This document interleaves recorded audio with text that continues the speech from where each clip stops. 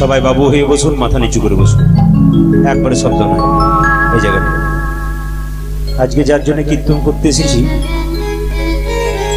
এই জায়গাটি বড় বেদনাদায়ক, খুব কষ্টের জায়গা। দুটি কম বয়সের বাচ্চাকে রেখে ইনি চলে গেছে। আমি ছবিটাকে দেখেই বুঝতে পারছি সংসারের জন্য যিনি অনেক কিছু করলেন, সেই সংসারে একজনকে রেখে গোটা দায়িত্বটা দিয়ে চলে গেলেন। কষ্টের ব্যাপার, দুঃখের ব্যাপার, যন্ত্রণার ব্যাপার এটা। পৃথিবীতে এরকম ঘটনা অনেক সংসারে হচ্ছে। কয়েকদিন আগে আমি আমার পরিচিত একটা জায়গাতে দেখতে পেলাম, একটা 5 বছরের বাচ্চাকে রেখে তার বাবা ইলেকট্রিকের কাজ করতো। তার 5 বছরের বাচ্চা মাঠ থেকে এসে ইলেকট্রিকের কাজ করতে করতে হঠাৎ শর্ট খেয়ে মরে গেল। ছোট্ট বাচ্চাটা 5 বছর বাবা হারা হয়ে গেল। আচ্ছা বলুন তো, যে মায়ের সেই 5 বছরের বাচ্চা, সেই মায়ের অবস্থাটা কেমন? পৃথিবীতে এরকম অনেক সংসারের উদাহরণ আছে যা চলে যাচ্ছে, পরিপূর্ণতা হচ্ছে না। এই জন্য সংসারে আমি তার ছেলেদেরকে বলবো, মা রয়ে গেলেন, মাকে ভালো জায়গাতে রাখো, ভালোবাসার জায়গাতে রাখো। তোমরা যদি মাকে সুখে রাখো, ইনি কিন্তু এখান থেকে দেখবেন, যদি উনি সুখে থাকেন তবে তোমাদের সংসার সুখের হবে। মা যদি খুব সুখে থাকে, আনন্দে থাকে না, তাহলে তোমাদের সংসার আরো দিনের পর দিন আরো আরো আরো সুন্দর হবে। কিন্তু তিনি কিন্তু উপর থেকে দেখতে পাবেন ওনাকে কেমন করে রেখেছেন। ওনার দায়িত্বটা কিন্তু তোমাদের উপর পৌঁছে দিয়ে গেছে। পৃথিবীতে মা বাবার মতো আপনার কেউ নাই। যে যেখানে বসে আছেন শুনবেন। আপনারা যারা দূর থেকে কীর্তন শুনতে এসছেন, তারা দেখবেন যখন বাড়ি যাবেন, যদি রাত্রি 12টা-1টার সময় কোনোদিন বাড়ি যান, বাড়ির সবাই দেখবেন ঘুমোচ্ছে, একজন দেখবেন দরজার সামনে বসে আছে, মা। ছেলে যদি বাইরে থাকে, মা কি কখনো ঘুমোতে পারে? মা যে কি জিনিস সংসারে, আর বাবা যে কি জিনিস, যতদিন ছিল ততদিন বুঝতে পারি না আমরা, যখন হারালাম তখন বুঝলাম। আমার বাবার 81 বছর বয়স হয়েছিল, স্ট্রোকে চলে গেল, কিন্তু আমার 2টি কন্যা, আমার স্ত্রী, আমার মা, 4 জনকে রেখে আমি কীর্তন করতে এসেছি, মাথাতে গোটাটা এসে। আর বাড়িতে আমার বাবা ছিলেন তখন শক্ত, আমি টেনশন নেই, আমি গান করে বেরোতাম, কোনো প্রবলেম হতো না। কিন্তু আজকে বাড়ি ছেড়ে বাড়ি থেকে আসার পরই খালি মাথায় ঢুকে যায়, 4 জনকে রেখে এলাম তো, একটা পুরুষ নাই, 4টে মেয়ে। তিনি চলে যাবার পর বুঝলাম জায়গাটা কতটা দখল করেছিল। ইনি চলে গেলেন, তোমরা বুঝতে পারছো জায়গাটা কতটা দখল করেছে। মা বাবার মতো আপনার কেউ নাই, মায়ের মতো আপন তার কেউ নাই। বাবা কর্তব্যে বড়, মা কর্মে বড়। মায়ের পেটে যখন বাচ্চা থাকে তখন বাড়ির সবাই ঘুমোয়, কিন্তু যার পেটে বাচ্চা থাকে সে ঘুমোয় না, খালি উঠে আর বসে। কত দেব দেবীর কাছে মানত করে, ঠাকুর একটি খোকা হলে আমি আমার সর্বস্ব তোমায় দিয়ে দেবো, খোকা যাবে। সন্তানের জন্য মা কত দেব দেবীর মন্দিরে বারবার কেঁদেছে একটা সন্তান। মায়ের মতো আপন হয় না। মায়ের পেটে বাচ্চা থাকলে সে যখন হসপিটালে বাচ্চা হতে যায়, ডাক্তারবাবু বলে পাড়ার পরিবারের লোককে, পেশেন্ট বাঁচবার চান্স নেই, মারা যেতে পারে। মা যখন শোনে আমি মরে যাব, তাও মৃত্যুর সঙ্গে লড়াই করতে করতে ডাক্তারবাবুকে ইশারা করে ডেকে বলে, ডাক্তারবাবু আমি যদি মরে যাই, মরে যাব মৃত্যুর আগে, আমার খোকাকে দেখে পর মরতে পারবো। পৃথিবীতে এত বড় কথা একমাত্র মা ছাড়া কেউ বলতে পারে না। আমার নিজের চোখে দেখা 18 বছর একটা মেয়ে বিয়ে হলো, 20 বছর বয়সে তার একটা বাচ্চা হলো। সেই বাচ্চাটা যখন 3 বছর বয়স হলো, সংসারে অশান্তির জন্য মেয়েটি শরীরে আগুন নিয়ে নিল। পাড়া প্রতিবেশীর মেয়েরা তার কাছে গেল, ছটফট ছটফট করছে মেয়েটি, শরীর থেকে মাংসগুলো খসে খসে পড়ছে। মেয়েরা জিজ্ঞাসা করলো, এরকম কাজ কখনো করে? ছোট্ট বাচ্চাটাকে রেখে তুই মরে দিলি। মৃত্যুর আগে মেয়েটিকে বললো, তুই কি বলতে চাস, শেষ কথা কিছু বলছিস? মেয়েটা মুখটা ঠিক মতো কথা বলতে পারে না, ঠোঁটগুলো জড়িয়ে যায়, শেষে একটা কথা বলেই মরে, দিদি আমার খোকাকে দেখো। এত যন্ত্রণা কষ্ট, কিন্তু সন্তানের কথা বলে নাই। মায়ের মতো পৃথিবীতে আপন আর কি। সবচাইতে দুঃখের ব্যাপার, লজ্জার ব্যাপার কি জানেন? পেটে একজন মা 10 মাস 10 দিন বাচ্চাকে ধরতে পারে, কিন্তু সেই বাচ্চা যখন বড় হয় কলকাতায় ফ্ল্যাট কিনে, সেখানে মায়ের একদিনের জন্য জায়গা হয়। একটা মায়ের পেটে একটা বাচ্চা 10 মাস 10 দিন জায়গা হলো, সেই বাচ্চা বড় হয়ে কলকাতায় ফ্ল্যাট কিনলো, সেখানে মায়ের জায়গা হলো না। এটাই সবচাইতে লজ্জা। কি হবে কীর্তন শুনে যদি আমরা এই জায়গাটা ঠিক করতে না পারি? কি হবে কীর্তন শুনে যদি আমরা মানুষ হতে না পারলাম? কি হবে কীর্তন শুনে যদি আমাদের বিবেক তৈরি না হলো? কি হবে কীর্তন শুনে যদি আমাদের মনুষ্যত্ব তৈরি না হলো? কীর্তন এইটাই যে জায়গাতে মনুষ্যত্ব তৈরি করে, বিবেক তৈরি করে, মানুষকে জাগিয়ে দেয় আমাদের কি করা উচিত। ওই জন্য মা কাঁদাবেন না।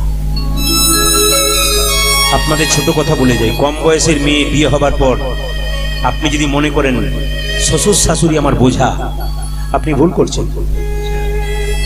আপনি শিক্ষিত হলে আপনাকে দিন ঠকতে হবে।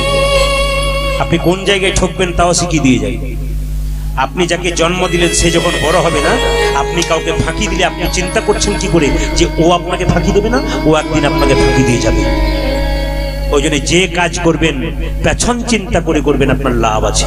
নইলে আপনি ঠকবেন, সেদিন আপনার কান্না কেউ আর বন্ধ করতে পারবে না।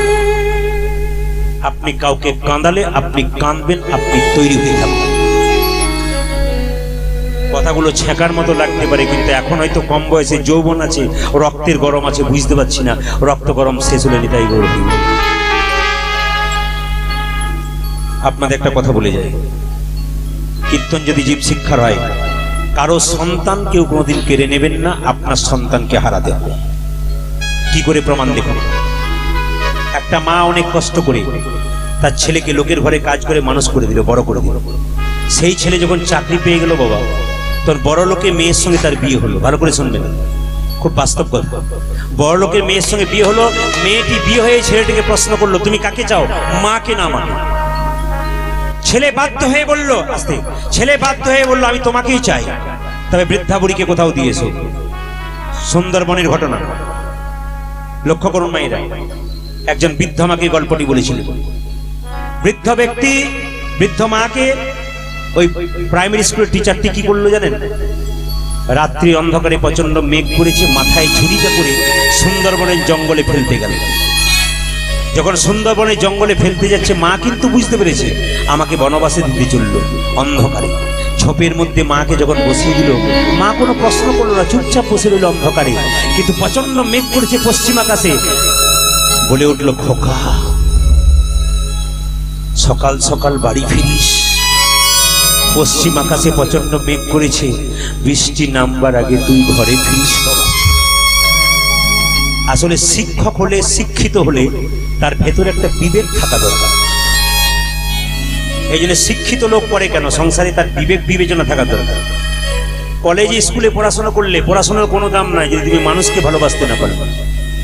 পড়াশোনার কোনো দাম নাই যদি সংসারটাকে ভালো বাঁচতে পারলে। পড়াশোনার কোনো দাম নাই সংসারটাকে সুন্দর করে সাজাতে না পারলে। তুমি যদি স্বার্থপরের মতো কোনো কাজ করো, তোমাকে ঠকতে হবে, তুমি তৈরি হয়ে থাকো।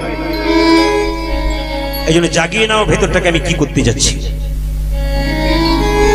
যখন বললো খোকা তুই বাড়ি ফিরিস সকাল সকাল, ভেতরে চেতনা জেগে গেল। শিক্ষিত ব্যক্তিত্ব স্কুলের শিক্ষক সঙ্গে সঙ্গে চেতনা জেগে মাকে ঝুড়িতে করে নিয়ে এসে বলল, মা তোমায় ঘরে রাখার জায়গা না হলে কি হবে, তোমাকে পাশে একটা রুম করে দেবো। গাছের নিচে একটা ছোট্ট কুঁড়ে ঘর করে দিল। ওই কুঁড়ে ঘরে বসে বসে মা প্রত্যেক দিন সন্তানের সঙ্গে কথা বলল। হঠাৎ একদিন তার পুত্রবধূর একটি সন্তান হলো, কিন্তু কোনোদিন কোলে নিতে পায় না।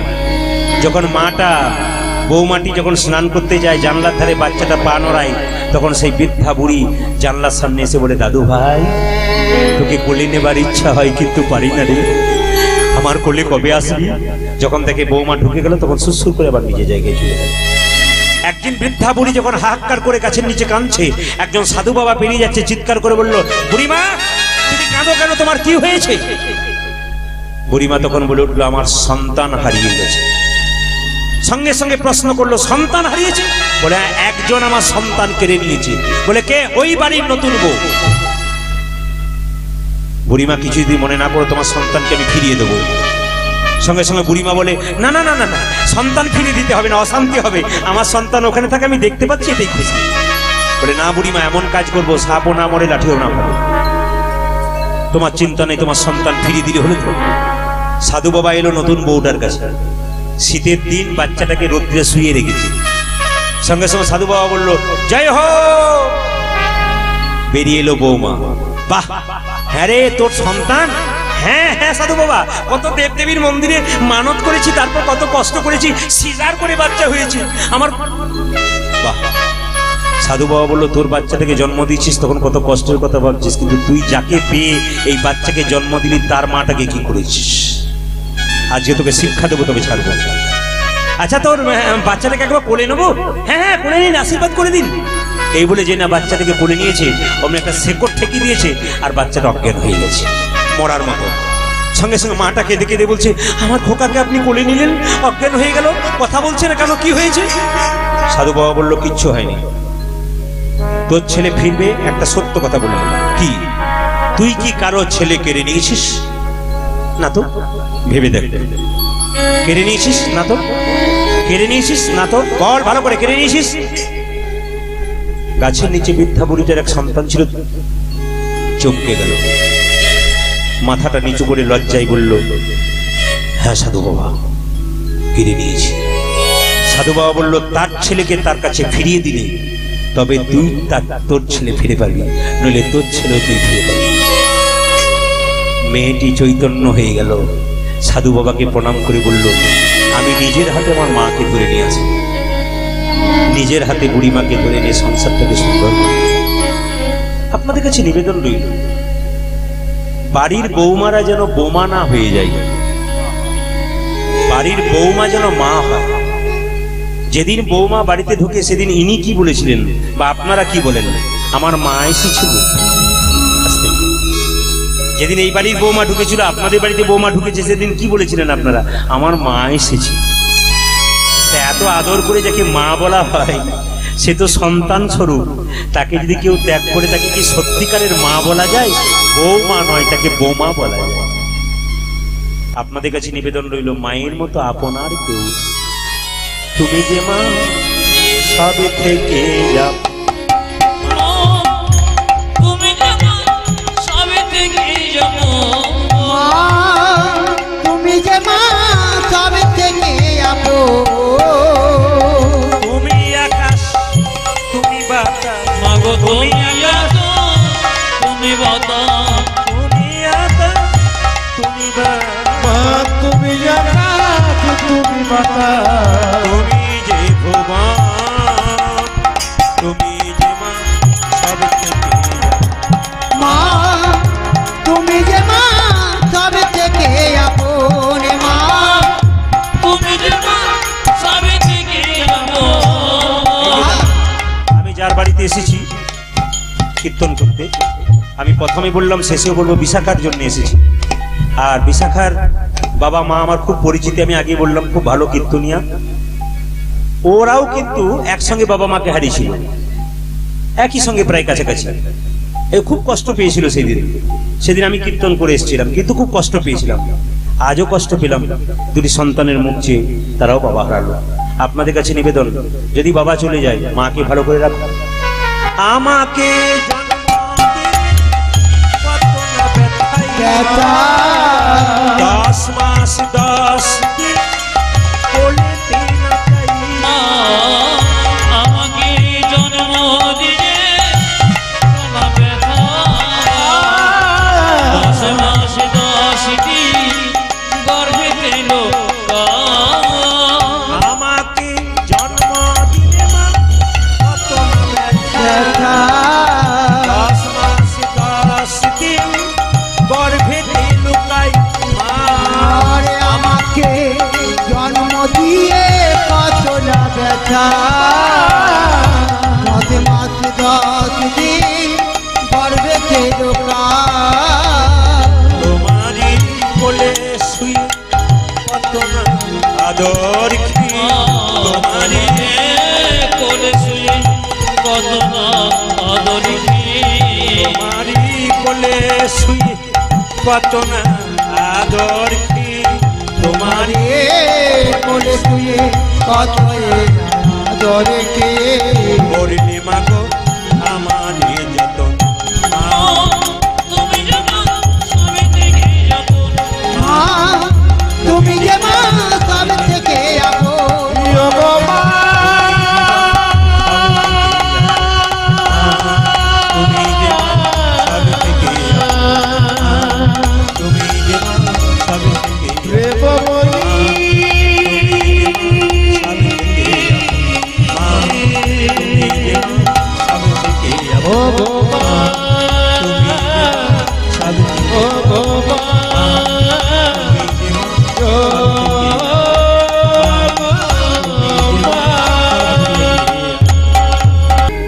এখানে মায়েদের কাছে প্রশ্ন, ফাঁকির জিনিস ফাঁকিতেই যাই তো নাকি? জোরে বলুন হ্যাঁ না না। চুরির জিনিস চুরিতেই যাই? একটু মহাভারতের দিকে যাই, বাস্তব প্রমাণ নিয়ে। আচ্ছা, আপনাদের এখানে গরুর হাট কোথায়? বেলডাঙ্গা। আস্তে একটু মহাভারতের দিকে যাই, বাস্তব প্রমাণ নিয়ে। আপনাদের এখানে গরুর হাট হচ্ছে বেলডাঙ্গা, তাই তো? তো আপনাদের এই শ্যামসুন্দরপুরের পাশ দিয়ে একজন লোক ঘোড়াকে চুরি করে বেলডাঙ্গার হাটে বিক্রি করতে যাচ্ছে। তো এখানকার একজন লোক বলছে, দাদা এ ঘোড়ার দাম কত? একে তো চুরি করা ঘোড়া। সে বলে কি 10,000 টাকা। শ্যামসুন্দরপুরের লোকটা বলল, কেন 5-এ হবে না? বলে না, 10ই চাই। ও বেটা বেলডাঙ্গার হাটে গিয়ে দাঁড়ালো বিক্রি করবার জন্য চোর ঘোড়াটাকে। সেখানে একজন ছিল, চোরের উপরে একজন থাকে, তার নাম কি? বাহ, আপনারা বেশ ভালোই বলছেন। চোরের উপর বাটপাত। সে বলছে, ও দাদা এই যে ঘোড়ার দাম কত? সঙ্গে সঙ্গে চোরটা বলছে 10,000। তখন বাটপার বলছে, লিখে ঘোড়া বেটা ছুটতে পারে না 10,000। চোরটা বলছে, চোরটা বলছে একবার চেপে দেখো কেমন ছোটে। তখন বাটপারটা বলছে, ওইটাই তো চাইছে, এমন চাপবো বেটা ফিরবই না। এখন বলছে, টাকা তো আমার কাছে নাই ভাই, আমার ফুটো জুতোগুলো আছে, তোমাকে দিলাম, এই জুতো দুটো রাখো, যাবো আর এই 1 ঘন্টা পরে আসবো। ওই যে বাটপার সকাল 9টায় ছাপলো, বিকেল 4টা হলো, বেটার ফিরল। মেয়েরা এইদিকে তাকাবেন। যখন ঘোড়া চোর মনের দুঃখে শ্যামসুন্দরপুরের রাস্তা দিয়ে যাচ্ছে ফুটো জুতো হাতে নিয়ে, শ্যামসুন্দরপুরের লোকটা যে সকালে জিজ্ঞেস করেছে, সে আবার দেখতে পেল, দাদা ঘোড়া বিক্রি হলো? বলছে হলো।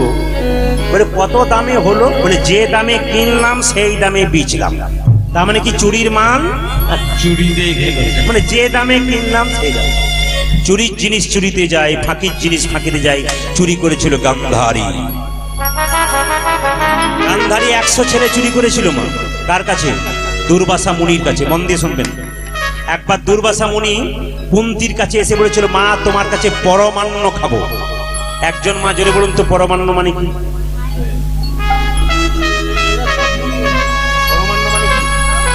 পরমান্ন মানে এরা পায়েস বলছে, পরমান্ন মানে কি? খিচুড়ি। খিচুড়ি খেয়ে পেটটাকে মোটা, বুঝো আর উঠবে না খবরদার। পরমান্ন মানে কি? এর কথা শুনবেন না, খিচুড়ি বলছি। আচ্ছা, মায়েরা বললো পরমান্ন খাবো, কিন্তু 100টা থালাতের করতে হবে, 99 থালা হলে হবে। দুর্বাসা মুনি স্নান করে এলো, এসে বলছে, কুন্তি 99টা সোনার পাত্র দেখলাম, 100টা কই? কুন্তি বললো, আমি 100টা 100টা পূর্ণ করে দিই। বলে কি করে? আমার দিকে তাকালেন। গরম পায়েসটা হাঁড়িতে ছিল, বুকের জামাটা খুলে গরম পায়েসটা ঢেলে দিল। মুনিবর 100 পাত্র পূরণ হলো। কি করে? শাস্ত্রে শুনেছি হৃদয়টা একটা পাত্র। মা ধীরে ধীরে, মা গরম পায়েসটা তোমার বুকের মধ্যে ঢেলে দিলে, তোমার বুকে লাগছে না? কুন্তি বলে উঠল, মুনিবর সাধুগুরু বৈষ্ণবের মুখে শুনেছি যে এখানে ভগবান লাগে, তো ভগবানের লাগবে, তাতে আমাদের কত বিশ্বাস। দেখো, এরকম বিশ্বাস নেই, কীর্তন শুনলে আপনি গোবিন্দ চরণ পেয়ে যাবেন। আমাদের আসল বিশ্বাসটাই নাই, আর ধৈর্যটা নাই, এই জন্য কীর্তনে আমাদের কোনো কিছু হয় না। বাহ, খুশি হলাম তুমি স্নান করেছো, বর দেবো। কুন্তি যখন স্নান করতে গেল, গান্ধারী তখন কুন্তির রূপ ধারণ করে এসে বলছে, মণিবর আমায় বর দিন। সঙ্গে সঙ্গে গান্ধারীকে কুন্তি ভেবে দুর্বাসা মুনি চিৎকার করে বলল, তুমি শতপুত্রীর জননী হও, তুমি শতপুত্রীর জননী হও। গান্ধারী ভাবলো বাজিমাত করে দিলাম, শতপুত্রের জননী হও বলে আনন্দে চলে গেল। আসল কুন্তি স্নান করে এসে বলল, মুনিবর আমায় বর দিন। মুনিবর বললো, এই তো বর দিলাম, আমি ছিলাম না। ধ্যান যোগে দেখলো গান্ধারী 100 ছেলে চুরি করেছে, অভিশাপ দিল। আশীর্বাদ একদিকে কুন্তিকে দিল, অভিশাপটা পড়লো কার উপরে? গান্ধারী। কুন্তি তোমাকে আশীর্বাদ দিলাম, তুমি পঞ্চপুত্রের জননী হও। পঞ্চপুত্রের জননী যে শতপুত্র চুরি করলো তাকে অভিশাপ দেব, তোমার পঞ্চপুত্রে ওর শতপুত্র বিনষ্ট হবে। শতপুত্রে বিনষ্ট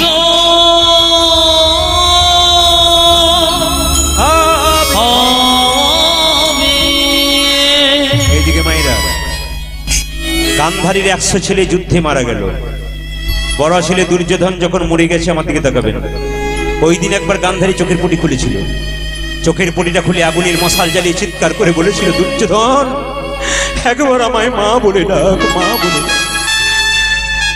পেছন থেকে একজন চিৎকার করে বলে উঠল, পিসি। আপনার একজন বলুন কে? এর থেকে প্রমাণ হয়ে গেল আপনারা কীর্তন মন দিয়ে শুনছেন। পিসি। কৃষ্ণ বলল পিসি। কুন্তি বলল, চুপ কর হতভাগা, তুই আমায় পিসি বলছিস? লজ্জা করে না? আমার 100 ছেলেকে কেড়ে নিয়ে গোল শূন্য করে দিলি, তারপর তুই পিসি বলছিস? কৃষ্ণ বলল, পিসি, এই জগতে যে যেমন কর্ম করে তার সেরকম ফল অনুযায়ী ফল পায়। আমি দিই না, সে নিজেই পায়। তুমি একজনের 100 ছেলে কেড়ে নিয়েছিলে, আজকে তুমি 100 ছেলে হারিয়েছ। কুন্তি চিৎকার করে বলল, কার ছেলে কেড়েছে? বলে, মনে পড়ে গান্ধারী, মনে পড়ে তোমার পূর্বজন্মের কথা? বলছে না। তবে শোনো গান্ধারী পিসি, পূর্বজন্মে তুমি ছিলে একজন ব্রাহ্মণ, ধৃতরাষ্ট্র ছিল ব্রাহ্মণ। দুজনে যখন বিয়ে হয়েছিল, আচ্ছা মায়েরা বলুন তো, স্বামী স্ত্রীর বিবাহের পরে একটা ঘরে থাকে, সেই ঘরটার নাম কি? 2-4 জন খোঁচাখুচি করছে, ঠিক বলছে। আবার 2-4 জন বুদ্ধিমান আছে, কেন বলুন তো? চুপ থাকাটাই বুদ্ধিমানের কাজ। স্বামী স্ত্রী বিবাহের পরে এক ঘরে থাকে, ওই ঘরটার নাম? আবার উঠেছো? স্বামী স্ত্রী বিবাহের পরে এক ঘরে থাকে, ওই ঘরটার নাম? হচ্ছে আতুর ঘর। কি ঘর বললাম মায়েরা? বাসর ঘর। এই বাসর ঘরে যখন স্বামী স্ত্রীতে বসে আছে, সঙ্গে সঙ্গে গান্ধারী বলে উঠলো ব্রাহ্মণী রূপে, স্বামী বাড়িতে কত মাকড়সার জাল নামিয়ে দাও। যেই না ধৃতরাষ্ট্র ব্রাহ্মণ রূপে মাকড়সার জলটা নামিয়েছিল, মধ্যে 100টা ডিম ছিল। আর 100টা ডিমকে গান্ধারী কি করেছে দেখুন, ব্রাহ্মণী রূপে পায়ে করে 100টা ডিমকে থেতলে দিয়েছে। 100টা ডিম নষ্ট হয়ে গেছে। ডিমগুলোর মা দেওয়াল থেকে কেঁদে কেঁদে বলল, হে জগন্নাথ, হে জগতের নাথ, তুমি জগতের নাথ, বিচার করো, বিচার করো, বিচার বিচার করো। আচ্ছা বলুন তো, জগন্নাথের চোখগুলো গোল না পটল চেরা? কোনটা? হয়তো একজন বলছে পটল চেরা, মুখ নড়ালেই বুঝতে পারে। জগন্নাথের চোখ গোল কেন, পটল চেরা হলো না কেন? কৃষ্ণের বিচার এদিক ওদিক হয়। জগন্নাথের বিচার সমান। ভিখারি গেলেও যা, ব্রাহ্মণ গেলেও যা, বৈষ্ণব গেলেও যা, বড়লোক গেলেও তা, গরিব গেলেও তা, একই জিনিস। এই জন্য জগন্নাথের চোখটা কেমন মায়েরা? গোল। লক্ষ্য করুন মায়েরা, এই গোল চোখে ভগবান সবাইকে সমান বিচার করে। জগন্নাথ বিচার করলে ঠিক আছে, বিচার হবে। পিসিমা 100টা ডিম নষ্ট করেছিল মাকড়সার মা সেদিন, ডিমগুলোর মা সেদিন হাক্কার করে আমাকে ডেকেছিল। আজকে তার ফল তুমি পাচ্ছ।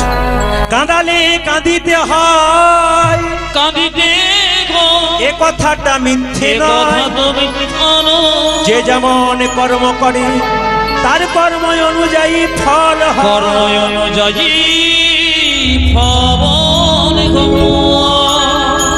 বিন্দেদুতি বলে উঠলো, তুমি আমায় চিনতে পেরেছো? বলে, হ্যাঁ। গোবিন্দ বলল, বলো বিন্দে, বৃন্দাবনের কে কেমন আছে? তার আগে প্রশ্ন করলো বিন্দেদুতি, আচ্ছা গোবিন্দ, তুমি যে বললে আজ যাব কাল ফিরে আসবো, এলে না কেন? গোবিন্দের হিসাবটা দেখুন। বলছে, কি করে যাব? বলে, কেন? বলছে, 5ই পঞ্চপুন সিন্ধু তাহে বিন্দু পুন, এক তিথি হরে নিল শ্যাম, আসি বলে যা হলো পুন নাহি আওলো, পড়িয়া রহিল বাঁকা শ্যাম। বিন্দে বললো, বুঝতে পারলাম না।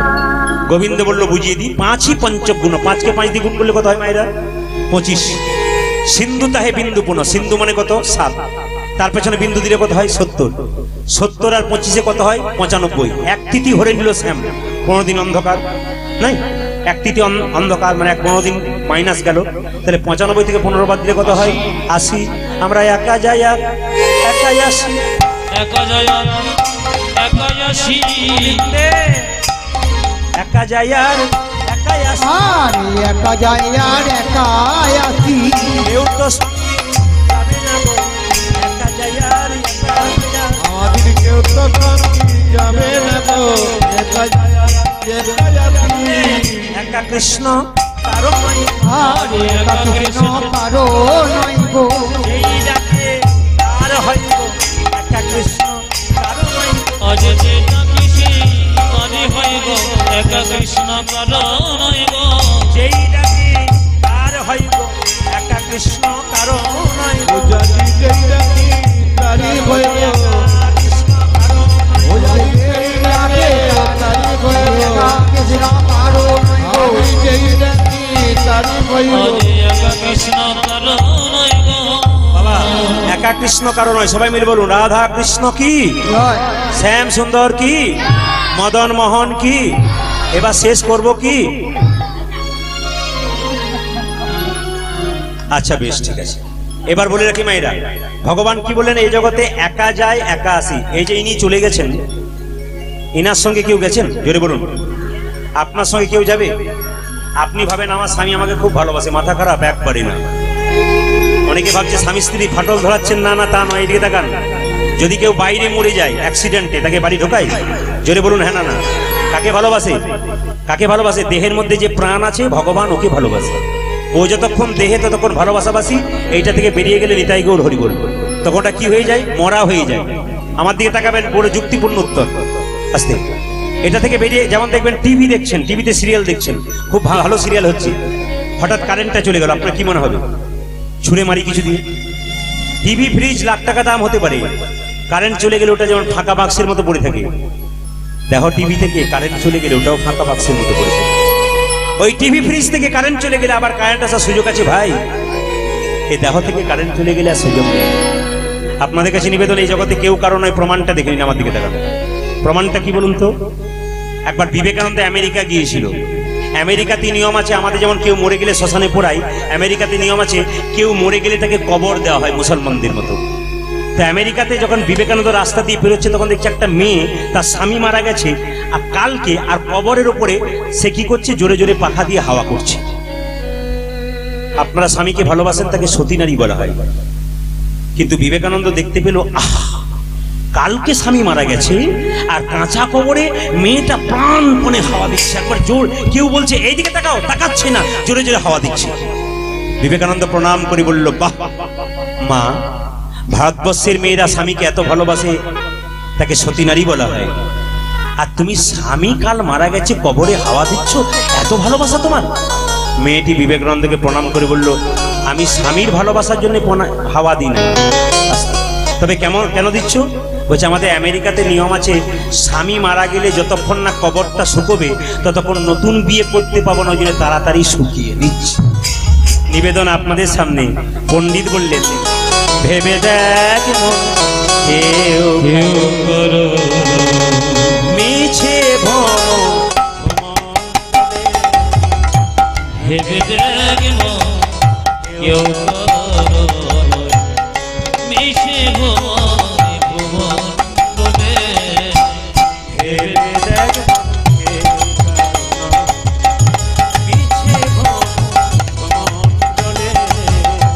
ভেবে দেখে মন কেউ কারো নয় নিচে ভগবান ভূমণ্ডলে হলো না দক্ষিণাকালী বদ্ধ হয়ে মায়া জালে তুমি বলো না দক্ষিণা কালী বদ্ধ হয়ে মায়া জলে হলো না দক্ষিণার কালী বদ্ধ হয়ে মায়া জালে হলো না দক্ষিণা কালে বদ্ধ হয়ে মায়া জালে ভেবে দেখো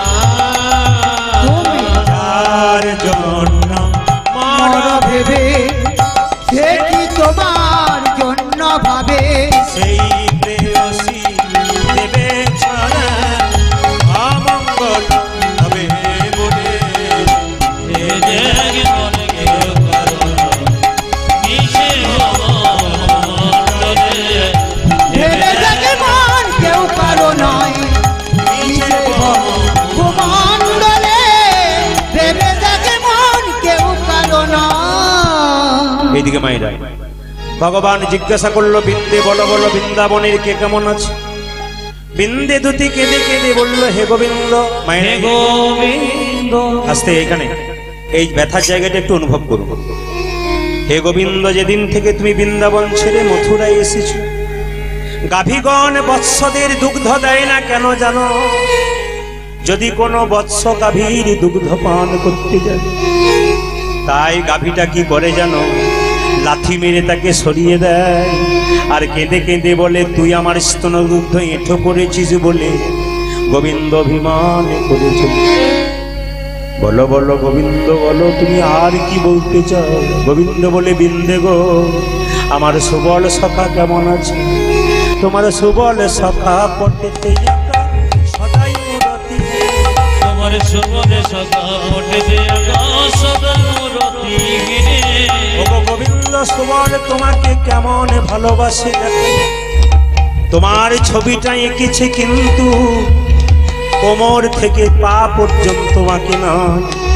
যদি তুমি চরণ পেয়ে আবার বৃন্দাবন ছেড়ে চলে, তোমার সুবল সখা পটেতে সদাই মূরতি হ্যাঁ। আরে সুবল সখা পটেতে আকা সদাই মূরতি হ্যাঁ রে। সুবল কেঁদে কেঁদে বলে, ভাই কানা একবার দেখা দে। ভাই কানা একবার দেখা দে রে। কানা একবার দেখা দে ও ভাই কানা একবার দেখা দে রে। সুবল সখা কেঁদে বলে, কানা দেখা দে। আজ সুবল সখা কে যে বলে, কানা একবার দেখা দে রে। আজ সুবল সখা কে যে বলে, কানা একবার দেখা আজ সুবল সখা কে যে বলে, কানা একবার দেখা দে রে। কানা একবার দেখা দে রে। বলো, আমার নন্দ পিতা কেমন আছে? নন্দ পিতা জেলেছে চিতা প্রাণকে জীবার করে। ওরে নন্দ পিতা জেলেছে চিতা প্রাণকে জীবার করে। আমার নন্দ পিতা জেলেছে চিতা প্রাণকে জীবার ওই করে। আমার নন্দ পিতা জেলেছে চিতা প্রাণকে জীবার করে। তোমার নন্দ পিতা চিতা জ্বালিয়ে দাঁড়িয়ে আছে কেন? তুমি যতক্ষণ না মুখে আগুন দেবে ততক্ষণ চিতায় ঝাঁপ দেবে না। কেঁদে কেঁদে বলে, একবার মুখে আগুন দিয়ে যা গোপাল। দিয়ে যাবো পা। দিয়ে যা গোপাল। মুখে আগুন দিয়ে যাবো পা। পিতানন্দ তিনি বলে, মুখে আগুন দিয়ে যা গোপাল। আরে আনন্দ কে যে বলে, মুখে আগুন দিয়ে যাবো পা। তোমার মা নন্দরানী কি করছে দেখো, কানতে কানতে অন্ধ হয়ে গেছে। যাকে দেখছে তাকে গোপাল বলছে। পাড়ার মেয়েরা তার ছেলেকে টেনে নিয়ে বলছে, এই হতভাগী, নিজের ছেলেকে হারিয়ে তুই আমাদের ছেলেগুলোকে স্পর্শ করছিস। নন্দরানী লয়ে নমনি ফিরছে দাঁড়ে দাঁড়ে। আজ নন্দ রানী লয়ে নমনি ফিরছে দাঁড়ে দাঁড়ে। ওই নন্দরানী লয়ে নমনি ফিরছে দাঁড়ে ও দাঁড়ে। যাদের নন্দরানী লয়ে নবনে ফিরছে দাঁড়ে দাঁড়ে। নন্দরানীর ব্যথা দেখো, কেঁদে কেঁদে বলছে, আই নমনি হে যা গোপাল। আই বলি কে যাবো পা। নমনি হে যা গোপাল। ওরে আয় রামনে ফিরে যাবো পা। যুগল করি বাঁধব না রে। আই নমনি হে যা গোপাল। তোরে যুগল করে বাঁধব না রে। আই নমনি ফিরে যাবো পা। যুগল করে বাড়ব না রে। আই নমনি ফিরে যাবো পা। বাঁধব না রে। আই নমনি ফিরে যাবো পা। যুগল করি কে যাবো পা।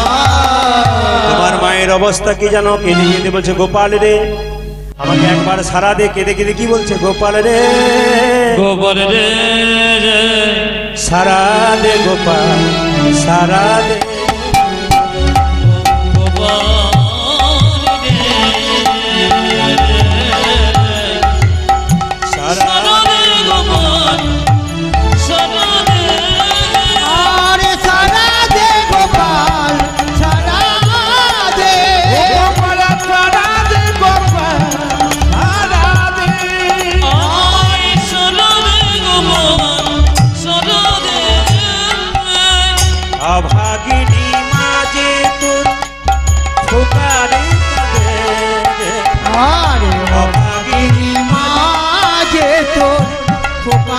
কাঁদে রে অভাগিনী মাঝে তো খোকারে কাঁদে রে ভাগিনী মানে তো ফকরে কাঁদে রে সারা দে গোপাল সারা দে গোপাল রে সারা দে গোপাল সারা দে বাঁশি বাজিয়েছিলি বৃন্দাবনে সে বাঁশি আবার বাজা সবার কানে যে বাঁশি বাজিয়েছিলি বৃন্দাবনে সে বাঁশি আবার বাজা সবারই কানে যে বাঁশি বাজিয়েছিলি বৃন্দাবনে সে বাঁশি আবার বাজা সবার কানে এ বাসে বাজিয়েছিলি বৃন্দাবনে সে বাসি আমার বাজা সবাই গানে সোনার গজয়া আর সোনার গজয়া সোনার গজয়া আমি সোনার রোজনা হলো রে আভা সারা দে গোপাল সারা দে গোপাল রে সারা দে গোপাল সারা দে আমি সারা দে গোপাল সারা দে সারা দে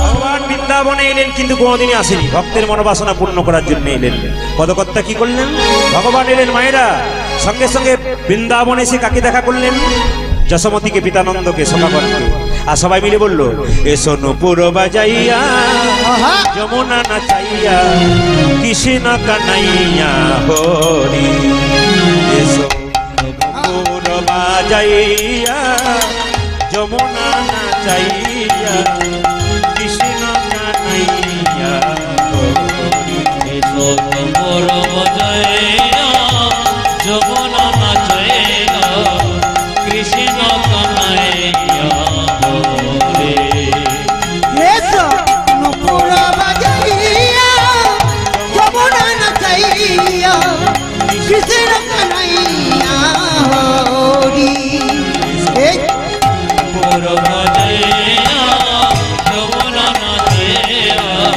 কৃষ্ণ কানাইয়া হরে মাখি গোঠের ধুলি রেণু বাজাইয়া গোঠে আরে মাটি গোঠের ধরে রেনো বাজাইয়া গোঠের ধেনো মাখি গোঠের ধুলি রেণু বাজাইয়া বাঁশির বেনু মাখি গোঠের ধুলি রেনো বাজাইয়া গোঠের ধেনো ভাইরা ভগবানকে বলছে প্রভু তুমি এসো বাঁশিটা বাজিয়ে আর চরণের নুপুরটাকে বাজিয়ে বাজিয়ে আমাদের কাছে এসো যেই না ভগবানকে দেখতে পেয়েছে রাধারানী অমনি বলছে দেখ দেখ ললিতা আমি আজকে ভোরে স্বপ্ন দেখেছি আমার যাত্রাটা খুব ভালো বলে কেন আমি স্বপ্নে দেখলাম কি জানিস আমার বধূ এসেছে বৃন্দাবনে ওই দেখ ওগো বহুদিন পর বধূ আইলো, দেখা না হইল রানীকে। আজ বহুদিন রে বনমাইনি দেখা না হইত পরাণ গেলে বহুদিন পরে বধুয়া এলে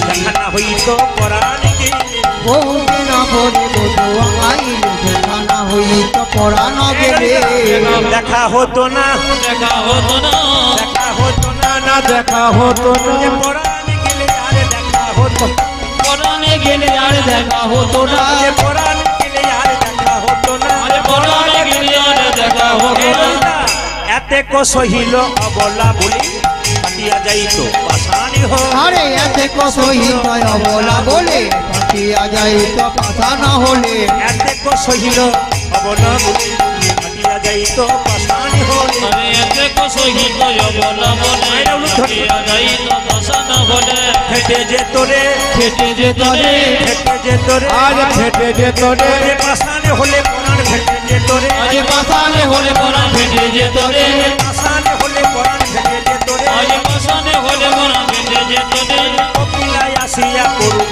গান গৌর উদয় আসিয়া ধরু কথা আজ কোকিলায় আসিয়া করুক গানে ময়ূর আসিয়া ধরু কথা পবনে উদয় হৌ চন্দ্র পবন বহুক আমার গগন উদয় হোক চন্দ্র পবন বহুক মন্দ মন্দ উদয় হৌ তুমি উদয় হও হে উদয় হৌ তুমি উদয় হও হে চন্দ্র আসি উদয় হৌ কোটি চন্দ্র আসি উদয় হও হে পবনে বহু মন্দ মন্দ হে চন্দ্র আসি উদয় হৌ ওকে পবনে বহুকে মন্দ মন্দ চন্দ্র আছে উদয় হও হে সকল দুঃখ যাও দূরে হারানো বধু মিলান তোমার সকল দুঃখ জগৎরে হারানো বধু পেলাম যে ফিরে পেলাম ফিরে পেলাম হে ফিরে পেলাম আরে ফিরে পেলাম কে হারানো বধু পেলাম যে হারানো বধু ফিরে পেলাম হে বাসুলি আদেশে কহে চণ্ডীদাস দুঃখ গেল দূরে সুখী আজ বাসুলি আদেশে কহে চণ্ডীদাস দুঃখ দূরে গেল সুখী রবে না দুঃখ দূরে গেল আজ দুঃখ দূরে গেল দুঃখ দূরে গেল আজ দুঃখ দূরে গেল সুখী বিলাসে দুঃখ দূরে গেল গোবিন্দ ফিরে আজ পেল সুখের বিলাসে গোবিন্দ ফিরে পেল সুখের বিলাসে গোবিন্দ ফিরে পেল সুখের বিলাসে গোবিন্দ ফিরে পেল আমার সুখী রবে আজ দুঃখ দূরে গেল